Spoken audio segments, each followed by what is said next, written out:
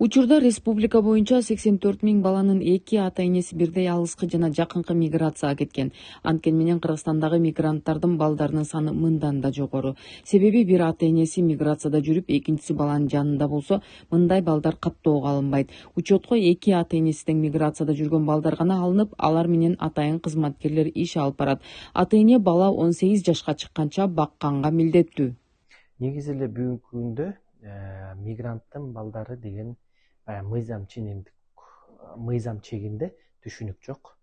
Бүгүнкү күндө кандайдыр бир турмуштук коркууларда калган гана деген балдар категориясы бекитилген. Балдар жөнүндө кодекс ошого ылайык эле иш алып барат. Ошонун негизинде бирден бир эмеси ошо бала өзүнүн муктаждыгына керектүү кызматтарды толук ала албаса, бул бала турмуштук коркууларда калат деп берилет да. Ошонун негизинде анан жанагы ата-энеси миграцияда жүргөн балдардын балдары аныкталып, ошого жараша иштер жүргүзүлөт.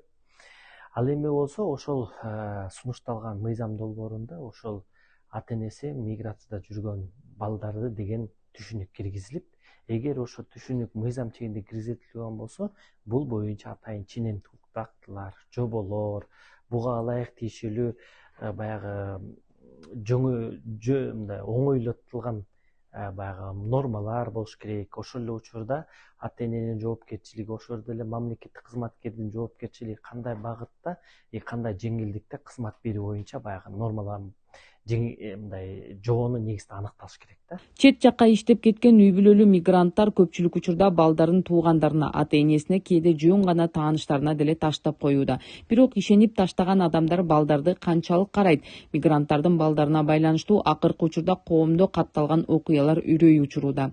Мындан улам ата-эненин жоопкерчилигин күчөтүп, аларды тартипке чакыруу максатында жазылган мыйзам долбоору коомдук талкууга коюлган. Ата-эне миграцияга кетип жатканы туурасында 15 күндүн ичинде маалымат калтырбаса, ал жаран мыйзамдын чегинде жоопкерчиликке тартылат деп жазылууда. Бул кезде мыйзам чегинде жоопкерчилик бул болсо, эгер ата-энеси өзүнүн баласына мыйзамдуу өкүл даярдап кетпесе, ошол эле учурда баласына 6 ай ичинде баягы ата-энелик укугун аткарбаса, ошол эле учурда баласына тиешелүү камкор көрбөсө, бул ата-энеси аталык энеликтин же укугунан ажыратылыш керек, же чектетилиш керек.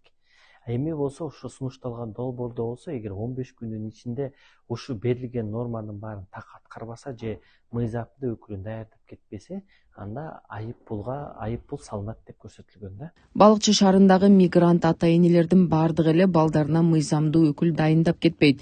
Адистердин айтымында мыйзамдуу өкүл балдарды көзөмөлдөп, алардын жаман жолдорго барбоосуна кепилдик болуп, зордук зомбулукка кабылуунун алдын алат. Мындан улам аталган мыйзам долбоору учурда зарыл болуп жатканы айтылууда. Балыкчы шаарында мигранттын 495 балдары бар азыр.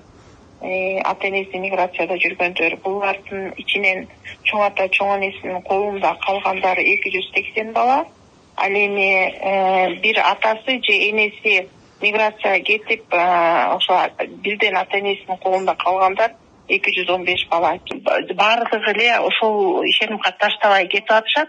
Мындай эле өзеки түрүндө эле балдарын тагыштап, бул сөзсүз мыйзамдуу өкүл болуш керек. Биз бул жөнүндө дагы биз өзүбүздүн ошо мыйзамдуу өкүлү мыйзамдуу дайындалып калышы керек баланын жанында деп биз бул жөнүндө да сунушубузду бир канча жолу жөнөткөнбүз кат аркылуу министрликке.